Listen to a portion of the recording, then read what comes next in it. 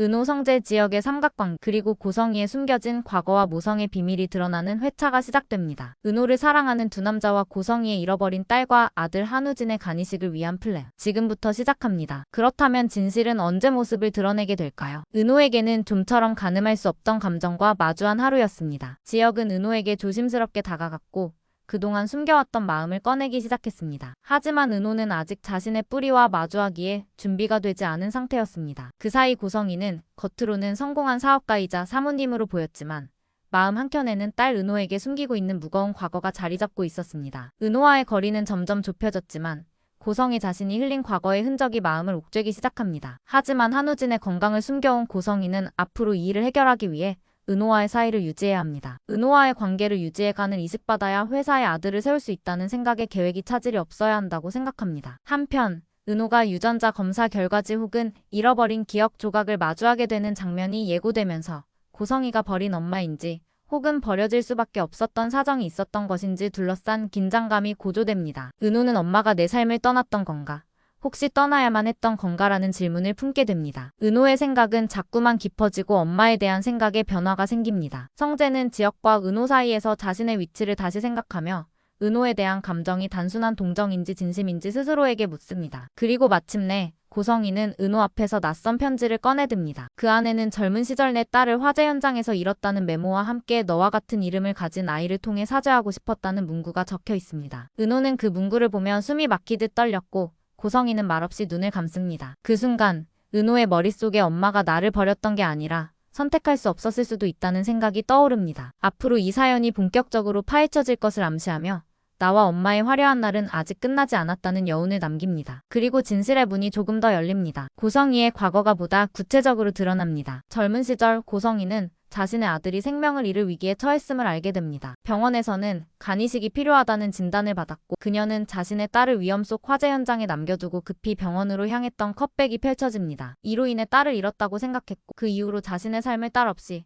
혹은 잃은 딸을 대신할 존재처럼 은호를 대했음을 고백할 예정입니다. 은호는 그 고백을 듣고 충격에 휩싸입니다. 사랑하면서도 미워했던 엄마의 얼굴이 바뀌는 순간입니다. 버려졌다고만 생각했던 그녀는 오히려 엄마가 자신을 지키지 못한 무게를 짊어지고 살아왔음을 깨닫게 됩니다. 그 깨달음과 더불어 자신이 지역에게 끌리는 이유, 성재에게 미안했던 마음, 그리고 자신이 누구인지에 대한 정체성이 겹겹이 떠오릅니다. 고성이는 은호 앞에서 진심 어린 눈물을 흘립니다. 네가 내 딸이어서 내가 살았던 시간들이 지금 이 순간 너에게 닿기를 바랐다는 말과 함께 은호는 그 말에 혼란스럽지만 이내 결심합니다. 예전처럼 엄마를 증오하는 딸이 아니라 엄마의 사연을 품는 딸이 되기로. 하지만 그 결심이 쉽게 이루어지진 않습니다. 한편 지역은 은호의 변화된 태도를 보며 고성이와의 관계까지 고려하기 시작합니다. 너의 과거에도 내가 있을 수 있을까라는 질문을 스스로 던지며 은호의 곁을 지키겠다고 다짐합니다. 성재는 그 모습을 보며 자신의 감정이 단순한 경쟁자의 감정이 아니었음을 마침내 인정합니다. 은호가 고성이가 비밀스럽게 버려둔 한 상자를 꺼내 열어보는 장면으로 전환됩니다. 상자 속에는 어린 시절 은호의 사진과 함께 잃어버린 아이라는 쪽지가 들어있습니다. 은호는 숨을 고르고 그 쪽지를 품에 안으며 속으로 말합니다. 이제야 엄마를 마주할 용기가 생긴다. 그렇게 모녀의 화해를 향한 첫 걸음을 내디디며 끝맺습니다. 새벽녘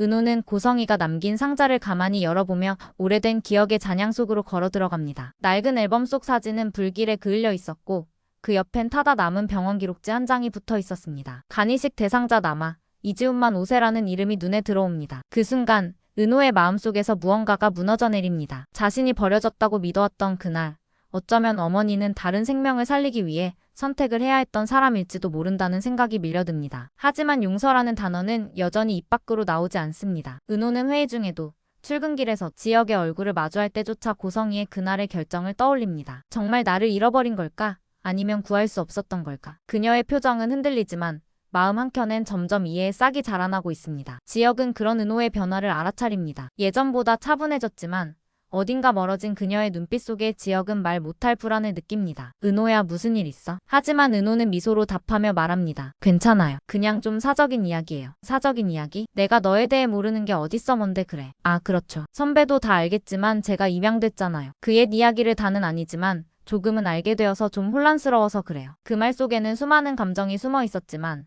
지혁은 그 의미를 끝내 묻지 못합니다. 대신 그는 그녀 곁을 지키기로 결심합니다. 한편 성재는 점점 지혁과 은호 사이에서 밀려나고 있음을 느낍니다. 그가 준비하던 프로젝트는 회사 내부의 방해로 위기를 맞고 그는 그 배우의 고성희가 있다는 소문을 듣게 됩니다. 역시 배우의 어머니가 계셨군요. 그의 분노는 친엄마의 일부터 시작해 냉정한 복수심으로 변하기 시작합니다. 그는 고성희의 과거를 추적하며 은호와의 관계를 하나씩 알아가게 됩니다. 이날 밤 은호와 고성희는 처음으로 마주 앉습니다. 긴 침묵 끝에 은호가 입을 엽니다. 그날 왜 저를 찾지 않으셨어요? 고성희는 손을 떨며 말합니다. 찾았어. 하지만 내가 이미 불이 난 곳에서 죽었다고 생각했어. 세상 어디에도 없는 줄 알았어. 불길 속에서 너를 부르며 살아있었을지도 모른다는 생각을 수십 년 동안 품고 살았어. 그녀의 눈가엔 참을 수 없는 후회가 번지고 은호는 그제야 어머니의 손을 처음으로 잡습니다. 손끝이 닿는 순간 차가운 돌덩이 같던 마음이 조금 녹아내립니다. 하지만 그들의 재회는 오래가지 않습니다. 문 밖에서 이를 지켜보던 성재의 표정엔 복잡한 그림자가 드리워집니다. 그 진실이 세상 밖으로 흘러나오며 시작됩니다. 성재는 우연히 확보한 자료를 언론에 넘길지 망설입니다. 그것은 화재 사고의 제조사 기록으로 당시 고성희가 다른 아이를 병원으로 이송하는 과정에서 구조지시를 미뤘다는 내용이 담겨 있었습니다. 이걸 공개하면 모든 게 무너질지도 몰라. 하지만 그의 손은 멈추지 않습니다. 결국 기사 한 줄이 온라인에 퍼지며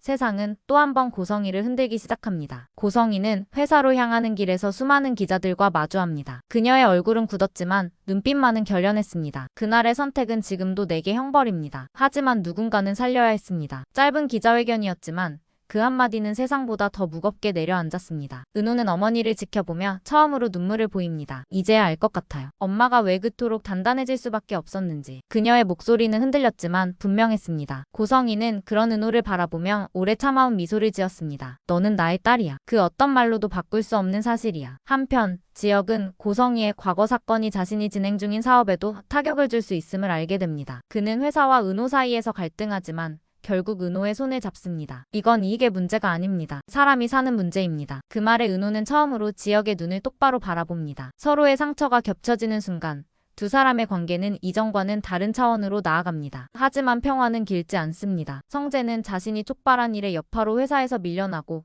그제야 자신의 행동이 얼마나 큰 상처를 남겼는지 깨닫습니다. 그는 은호에게 고백합니다. 미안해 은호야. 너를 지키려다 결국 상처를 주게 된 것 같아. 은호는 잠시 침묵하다가 고개를 끄덕입니다. 괜찮아요 선배. 우리 모두 각자의 화재 속에서 살아남았으니까요. 은호와 고성희는 오래된 공원 벤치에 나란히 앉아 있습니다. 가을 햇살이 잔잔히 내려앉고 은호는 조용히 말합니다. 엄마 이제 괜찮아요. 버려진 게 아니라 남겨진 거였네요. 고성희는 흐르는 눈물을 닦으며 미소 짓습니다. 그래, 그리고 이제는 함께 살아갈 날만 남았어. 그렇게 모녀의 화해와 재탄생을 예고하며 다음 회차의 새로운 위기, 지역의 사업 위기와 성재의 선택을 암시한 채 막을 내립니다. 오늘의 이야기는 여기까지입니다. 지금까지 이야기는 다음 회차 예고를 반영의 뇌피셜로 창작해서 제작되었습니다. 앞으로의 이야기가 궁금하시다면 구독과 좋아요 알림 설정해주세요. 끝까지 시청해주셔서 감사합니다.